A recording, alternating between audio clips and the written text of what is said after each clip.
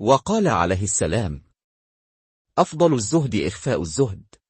The best form of Zuhd, asceticism, is to keep it hidden.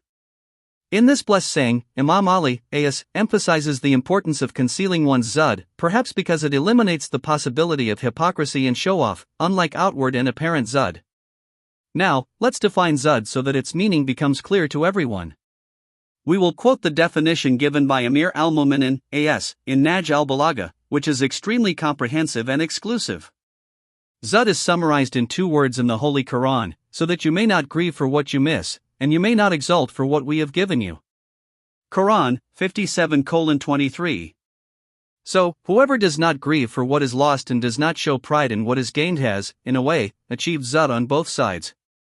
It is worth noting that Allah and His Messenger also value the Zuhd that is hidden in the heart, as the famous commentator of Nehjul Balaghah, Allama ibn Maitham al-Barani, quotes the Prophet, as saying, Allah does not look at your faces or your deeds, but He looks at your hearts. This expression clearly indicates that Allah looks at the inner, not the outer, and therefore, hidden Zuhd is given importance. It should also be noted that outward and apparent Zuhd has many drawbacks, including the possibility of hypocrisy.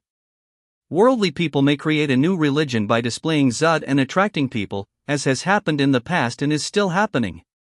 Therefore, Imam Ali, considered hidden Zuhd to be the best form of Zuhd. In conclusion, Zuhd is considered one of the stages of spiritual journeying, and whoever wants to journey towards Allah must pass through the stage of Zuhd. Zuhd is a concept that varies in degree, and everyone's Zuhd is not the same.